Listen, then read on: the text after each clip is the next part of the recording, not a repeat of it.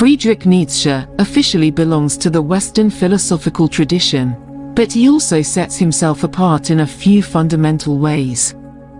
One way in how he differs from most other philosophers is that he did not leave us a coherent philosophical system.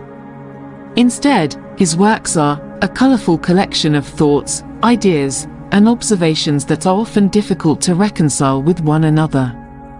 This has led some to question whether Nietzsche can genuinely be considered a philosopher in the traditional sense. Another reason Nietzsche is, by some people at least, considered a writer and a psychologist just as much as a philosopher, has to do with his distinctive writing style, which is often poetic and evocative. Furthermore, his ideas are deeply rooted in human psychology, topics which are typically considered too subjective to most philosophical standards. Of course, in philosophy there are no fixed rules, and there are many strands of philosophy that address similar dimensions of human existence in much the same way. Still, Nietzsche's style and ideas are one of a kind and hard to categorize. Nietzsche is also well known for his critique of religion and its alleged monopoly on morality. Nietzsche believed that Christian morality, emphasizing concepts like good and evil, was a way of thinking that enabled the oppressed to blame their meek existence on the ones in power. He argued that Christian morality was used to justify the status quo and uphold the ruling class's power. He believed that Christian morality was detrimental to the development of human potential, and called for a revaluation of values that would free individuals from the constraints of Christian morality. This idea was most profoundly uttered in the concept of the Superman, as Friedrich Nietzsche also had a very critical view of the dogma of Christ. He believed that the figure of Christ was not the symbol of weakness and subservience like Christ himself preached to his followers.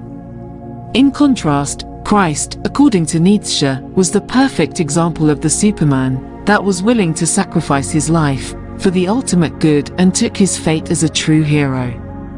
He saw Christ's message of humility and self-sacrifice being misused by the Church to prevent individuals from asserting their own power and make them feel guilty for their natural desires and instincts. Sadly enough, long after his passing, the idea of the Superman was hijacked by the Nazis in the 30s, and still many wrongly attribute this corrupted connotation of the Superman to Nietzsche.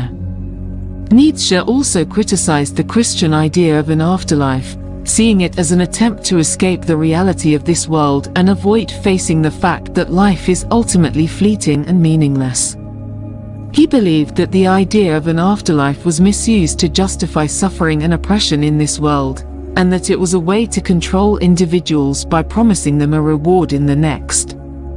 In conclusion, Nietzsche's most outstanding contribution to Western thought is his critique of traditional morality and his call for a revaluation of values, which has profoundly impacted many fields of study and continues to be very relevant today.